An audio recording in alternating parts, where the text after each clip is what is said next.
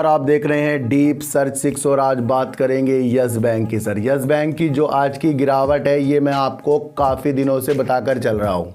ये वाली चीज़ें मैं बताकर चल रहा हूँ कि लॉकिंग पीरियड जब इसके अंदर से निकलेगा तो वो जो इसके अंदर से अभी अभिलाषा बनाकर बैठे हैं बैंक, जिन्होंने 10 रुपये करीब में शेयरों को लिया है, वो वाकई इसके अंदर से निकलने की प्लानिंग तो करेंगे। हो सकता ना भी करें लेकिन प्लानिंग करेंगे। तो उसी उपलक्ष्य में ये शेयर जो है चलने वाला। अब इसके अंदर से ना 81 बॉन्ड का मसला है, ना जेसी फ्लावर का मसला है, ना इन्वेस्टर का मसला है। यहाँ पर मसला अब ये पैदा हो रहा है इसके अंदर से कौन कौन से निवेशक बाहर निकलेंगे। जहाँ बीते दिनों यानी कि आज से 1 साल या 6 महीने पहले जब आपको न्यूज़ देखने को मिली थी कि SBI जो कह रहा था कि फ़िलहाल की उसकी स्थिति इसके अंदर से निकलने की नहीं है जब लॉकिंग पीरियड ख़त्म होगा, ये बहुत पहले न्यूज़ थी। लेकिन मैंने आपको बता दिया था कि हो सकता है कि वो इसके अंदर से जब कुछ भी बने समीकरण वो निकल सकता है।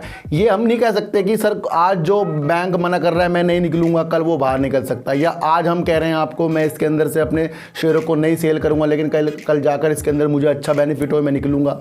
तो ये चीज़ अगर जो SBI ने कह दिया कि इसके अंदर से अपनी होल्डिंग को कम करने की प्लानिंग कर रहा है तो ये कुछ बड़ी बात नहीं है। ये तो आपको पता है कि SBI ने इसको संभाला और उसके साथ साथ अदर बैंक भी साथ आए हैं इस बैंक को संभालने के लिए। भाई SBI भी तो अपना अलग से बैंक है, उसका अलग से शेयर है, वो अपने कंपनी को देखेगा या यस बैंक को पूरी ज़िंदगी देखेगा? इसके अंदर से कभी ना कभी बैंक ने इस बैंक को संभाला है यस बैंक को, वो तो इसके अंदर से हटेंगे। ये तो आपको अपने दिमाग में डालना ही चाहिए, ये तो सर डालना ही चाहिए। आप कहीं कोचिंग ले रहे हैं तो ज़िंदगी भर कोचिंग लेते रहोगे या अपना आगे जाकर अपनी कोचिंग खोलोगे या कहीं वर्क भी करोगे उस कोचिंग से? स्कूल में जब हम पढ़ने जाते हैं तो इसका मतलब क्या, स्कूल हमने ख़रीद लिया है, पूरी ज़िंदगी वहीं बैठे रहेंगे, घर नहीं आएंगे अपने? तो ये जब भी कोई किसी चीज़ को सहारा देता है तो ज़रूरी नहीं कि वो पूरी ज़िंदगी सहारा देगा। और वैसे भी आपको पता ही है कि ज़्यादा सहारा लेना भी गलत हो जाता है। तो यहाँ से अगर ये बैंक बाहर निकले और SBI सबसे बड़ा नाम निकलता आ रहा है कि भाई इसके अंदर से होल्डिंग करेगा तो ये गिरावट तो लाएगा ही लाजमी।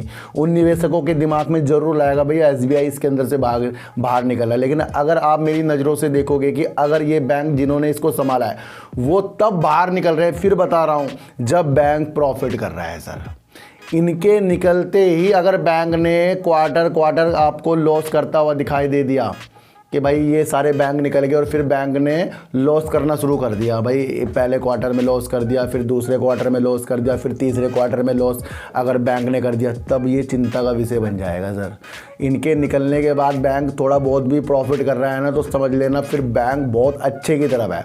अपने मन को हमें बार बार समझाना पड़ेगा कि अगर ये बैंक निकल रहे हैं तो हो सकता है गिरावट है। ये मैं आपको बता रहा हूँ कि गिरावट तो होगी, किसी भी चीज़ के निकलने से गिरावट तो होगी।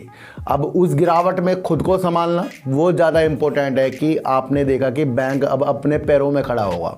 तो यही सूत्र है शेयर मार्केट का कि किसी गिरावट से अपने को अच्छा करना, किसी उछाल से अपने को अच्छा करना, चारों तरफ से अपने को अच्छा करना है। और जब SBI इसके अंदर से निकलेगा, मान लो भाई निकल ही जाएगा वो तो, तब जाकर इसके अंदर आप बने रहे तब आप कामयाब हो गए। और ये बार बार डरते रहे भाई SBI तो निकल जाएगा, बर्बाद हो जाएगा, फिर तो अलग ही मसले हो ही जाते हैं। सर तो शेयर मार्केट को अपनी नज़रों से अलग तरीके से देखना शुरू कर दो।